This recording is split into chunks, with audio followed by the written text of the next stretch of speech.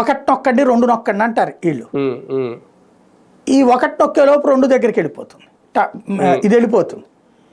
ఆ టైంకి వీళ్ళే నొక్కుతారో తెలియదు, కరెక్ట్ ఫీడ్బ్యాక్ వెళ్ళదు. అప్పుడు అంతే కదా, 100కి 30% జెన్యూనిటీనే చూడాలి ఐవీఆర్ఎస్ కాల్స్లో.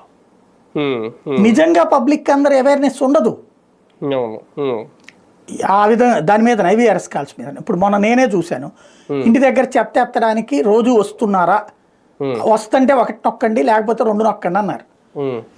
నాకు అక్కడ రోజు కాదు, వారానికి ఒకసారో, ఇదివరకు వారానికి 2 సార్లు వచ్చేవాళ్ళు, ఇప్పుడు వారానికి ఒకసారి వస్తున్నారు.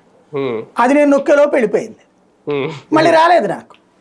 నేను అప్పటికి మళ్ళీ దానికి 2-3 సార్లు కొట్టి చూసా.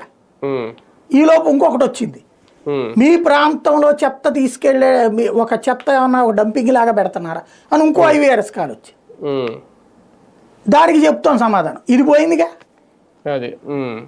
ఇప్పుడు మన ఇళ్ళ దగ్గర చెత్త ఎత్తుకెళ్తున్నారా లేదా, కార్పొరేషన్లు రోజు తీసుకెళ్ళాలి కదా, లేదా రోజు ఇడిచి రోజు తీసుకెళ్ళాలి కదా, ఏడ తీసుకుపోతున్నారు? కరెంటు సమస్య వస్తుందా లేదా, ఇవన్నీ ఈ డబ్బులు అక్కర్లేదండి, పరిష్కరించాలన్న చిత్తశుద్ధి ఉండాలి. వీటి గురించిన రివ్యూలు అనేటటువంటి జెన్యూన్ ఫీడ్బ్యాక్ తీసుకోవాలి. నేను చెప్తున్నాను కదా, సంక్షేమం సక్రమంగా అమలు చేయాలంటే ఖచ్చితంగా అధికారుల కోఆపరేషన్ ఉండాలి అనేది ఒకటి. ఇప్పుడు ఈ గ్యాస్ సిలిండర్ల పథకం ఉంది, 48 గంటల్లో మీ డబ్బులు మీరు రిటర్న్ వేస్తా ఉన్నారు, కానీ చాలా మందికి వెళ్ళట్లేదు అని చెప్పి ఫిర్యాదులు వస్తున్నాయని ఆయనే చెప్పారు నిన్న.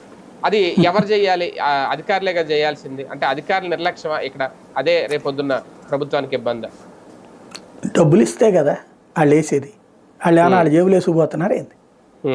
ఆర్థిక శాఖ రిలీజ్ చేయాలి కదా.